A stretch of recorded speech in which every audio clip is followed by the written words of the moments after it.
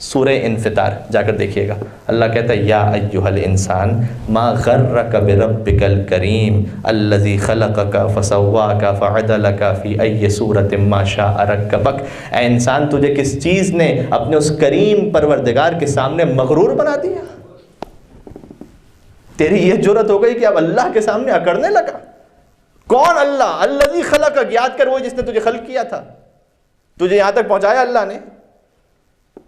اب تیری اتنی جرأت ہو گئی تو اللہ کے سامنے اکڑنے لگا۔ اکڑنے کا مطلب کیا ہوتا ہے؟ اکڑنا کیا ہوتا ہے؟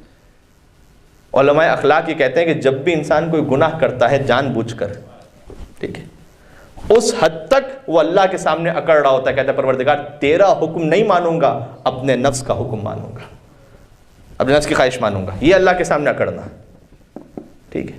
اللہ کہتا ہے تو کیوں اکڑ رہا ہے؟ میں نے تجھے اتنی نعمتیں دی۔ اچھا اکڑتا کیوں ہے انسان؟ یہ بھی قرآن سے پوچھ لیں، سورہ علق، ان الانسان لا یطغی، اے انسان تو اکڑتا ہے کب؟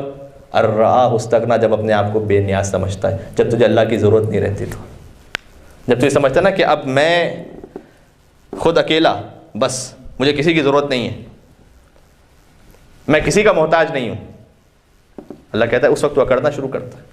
لہٰذا رسول اللہ دعا فرماتے ہیں اللہم لا تکلنی طرفۃ عین، پروردگار مجھے پلک جھپکنے کے برابر بھی اپنے حال پر نہ چھوڑنا، ہمیشہ مجھے احساس ہوتا رہے کہ مجھے تیری ضرورت ہے۔ یہ احساس زندہ رکھنا ضروری ہے، میں کچھ نہیں ہوں، میری حقیقت کیا، حیثیت کیا ہے، ٹھیک ہے۔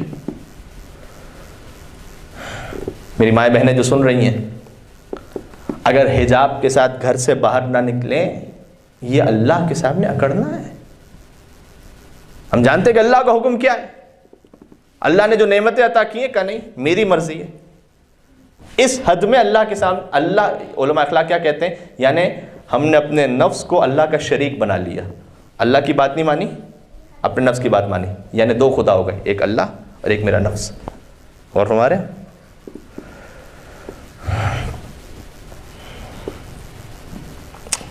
اپنی خوبصورتی پر چونکہ بہت ناز ہوتا ہے انسان کو، اب دونوں باتیں کر دوں، صحیح نا؟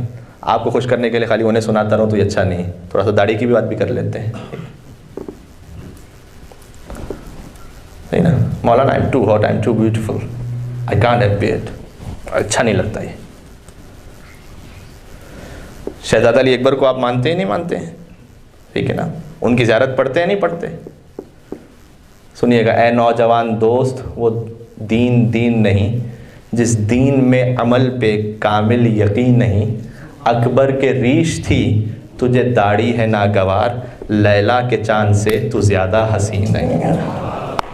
اللہ اکبر، اللہ اکبر۔ کیا شہزادہ علی اکبر سے زیادہ اپنے آپ کو حسین سمجھا؟ استغفر اللہ۔ میری مائیں بہنیں، شیطان کہیں بہکانا تھے اس خوبصورتی کے چکر میں۔ اللہ کے رسول سے کسی نے کہا کہ یا رسول اللہ کبھی فرشتے بھی ہنستے اور روتے ہیں؟ رسول اللہ نے کہا کہ ہاں فرشتے بھی ہنستے اور روتے ہیں۔ کچھ موقع بیان کیے، جو رونے والے موقع تھے، میرے شداد کے موقع پر ملک الموت رویا تھا، ٹھیک ہے، وہ اب پھر رسول اللہ نے ڈیٹیل سے بیان کیا کب کب فرشتے روئے اور کب کب فرشتے ہنستے ہیں، کہ فرشتے ہنستے کب ہیں۔ اس میں سے ایک موقع یہ، مثلا ایک موقع یہ کہ فرشتے ہنستے اس وقت ہیں جب ایک انسان کو ایک زمین کا حصہ مل چکا ہو، اس نے چاہے خریدا یا وراثت میں ملا، ٹھیک ہے، اس کے بعد وہ، آپ کے یہاں تو نہیں ہوتا ایسا، یہاں پر آسٹریلیا میں، ہمارے یہاں پر ہوتا ہے، لوگ کیا کرتے ہیں کہ تھوڑا سا ساتھ والی زمین بھی قبضہ کرنے کی کوشش کرتے ہیں، صحیح۔ جب وہ قبضہ کرتا ہے نا تو فرشتے ہنستے ہیں۔ تو صحابی نے پوچھا یا رسول اللہ اس میں ہنسنے کی کیا بات ہے؟ کہ فرشتے ہنس کے یہ کہتے ہیں کہ اللہ نے جو اتنی بڑی زمین دی اس پر تو راضی نہیں ہوا، اتنا تھوڑا سا قبضہ کر کے اور کیا راضی ہو جائے گا؟ تو اب اور کیا راضی ہو جائے گا؟ اس پہ تو راضی نہیں ہوا، اس پہ کیا راضی ہو جائے گا؟ کہ اچھا یا رسول اللہ اور بھی کبھی فرشتے ہنستے ہیں؟ کہ ہنستے ہیں، کہ جب ایک بے پردہ عورت کو کفن دیا جا رہا ہوتا ہے، اللہ اکبر، فرشتے ہنستے ہیں۔ کہ کیوں؟ رسول اللہ نے کہا اس لیے کہ جب تک حسن تھا، دیکھنے کے قابل تھی، اس وقت تک کوئی ڈھانکنے والا نہیں تھا، کھلی ہوئی تھی عورت۔ اب جب کوئی دیکھنا نہیں چاہتا،